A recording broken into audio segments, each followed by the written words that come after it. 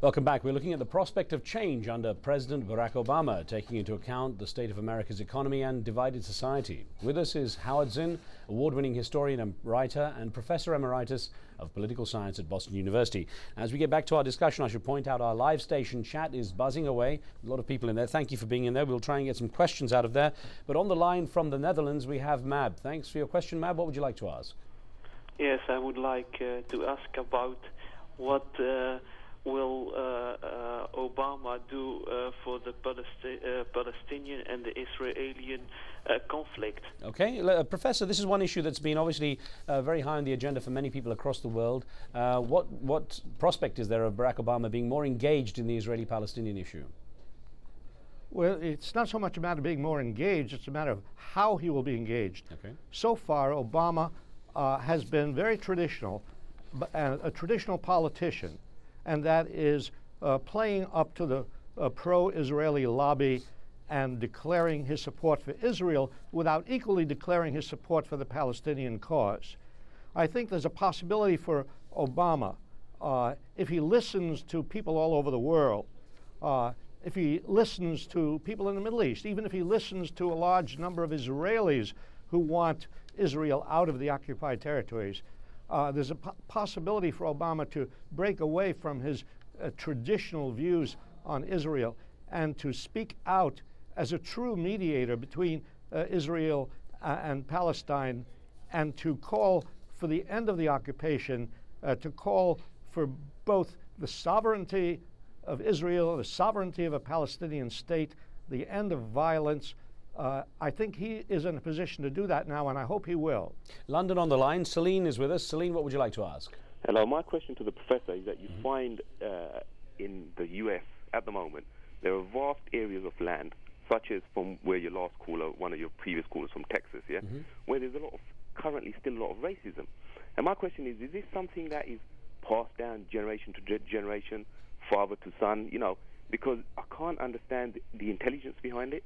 You know, years ago, they used to have this thing that black people have smaller brains and this, that, and the other. Now, personally, you know, I can't see the intelligence.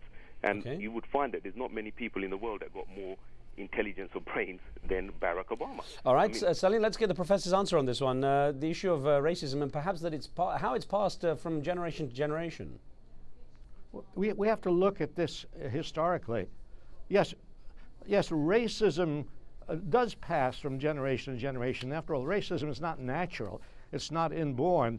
Young people get it from their parents, they get it from their church, they get it from their culture, they get it from newspapers.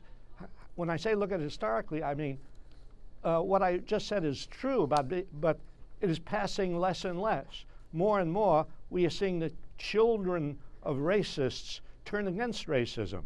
I've seen it myself, living in the South among white people. We do not have the racism today in the United States that we had 30 years ago.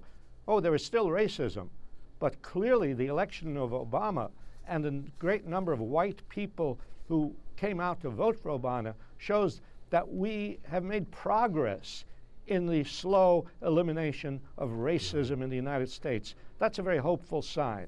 That was an interesting point from Salin, and a very interesting question here from our live station chat room that's come in from Santa in London, who says, at what point do you think the US people will start to blame Obama for all the world's ills, taking into account that the president usually ends up being blamed for everything?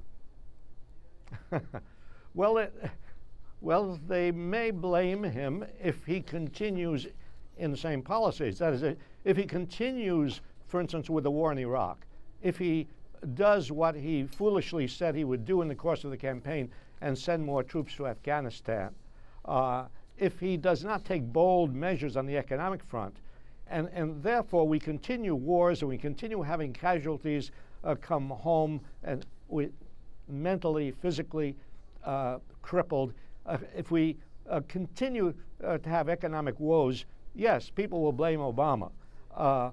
But that's why here's an opportunity for him to break out of those old policies and to win praise instead of blame. All right, John in California from the USA. Another question here. Go ahead, John. I just have a question about Obama's current policies. about the fact that you want to increase taxes for companies. How is it going to help the economic issue we currently have?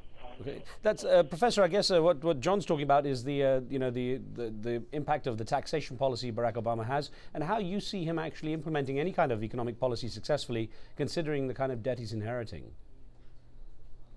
Oh well, I think that Obama's position, which is to get rid of those tax breaks that have gone to the upper classes, give tax breaks to the 90% of the people who are not rich, is an excellent policy, because the more money that there is at the top, the less there is at the bottom. What causes economic crises is the loss of purchasing power among the majority of the American people. All that excess wealth that goes to the top, which has been going on now before the Bush administration, and especially during the Bush administration, has not been good for the economy. The people who get this excess wealth, that doesn't become spending power. That doesn't stimulate the economy. That just goes into their stock holdings and bank accounts and extra houses and extra yachts and so on. We need an equalization of the wealth. It will not become equal. The rich will still be rich. But we need a taxation policy which is much more fair than the one we have now. All right, Mohammed, I hope that Obama will do that. All right, Mohammed's on the line from Saudi Arabia. Let's squeeze in that call. Mohammed, thanks for being with us. Yeah, I'd like to ask a question of the professor. That does he think that Mr. Obama is going to be a leader in the tradition of Mr. Mandela and Mr. Gandhi, or is he going to be like more selective in the wars that America gets into, and then possibly in his second term evolve into a truly pacifistic leader? Okay, what's the prospect of that, Professor? It can go either way. There's no way of predicting. There are signs that Obama is traditionally militaristic. He talks about increasing the armed forces. He talks about sending troops to Afghanistan. There are other signs that Mandela might be a model, that Gandhi might be a model. Certainly that Martin Luther King might be a model. So it could go either way. Of course, my hope is that instead of, let us say, having Colin Powell as a model, or having any of these traditional Democrats as a model, that he will use Martin Luther King as a model. Imagine Martin Luther King as president of the United States, and what would he do? Martin Luther King would withdraw our troops from foreign bases. He would declare a policy of peace in the world. He would say, America will no longer be a militaristic nation. Right. We'll be a peace-loving nation. Professor?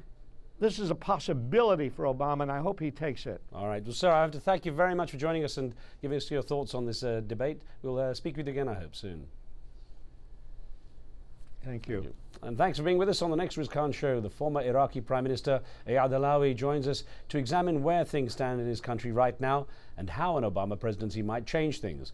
You can join us in the live station chat room when we go live with that, and also send in questions and comments in advance to riz@aljazeera.net. Hope you'll join us for that. From me and the team, we'll see you next time.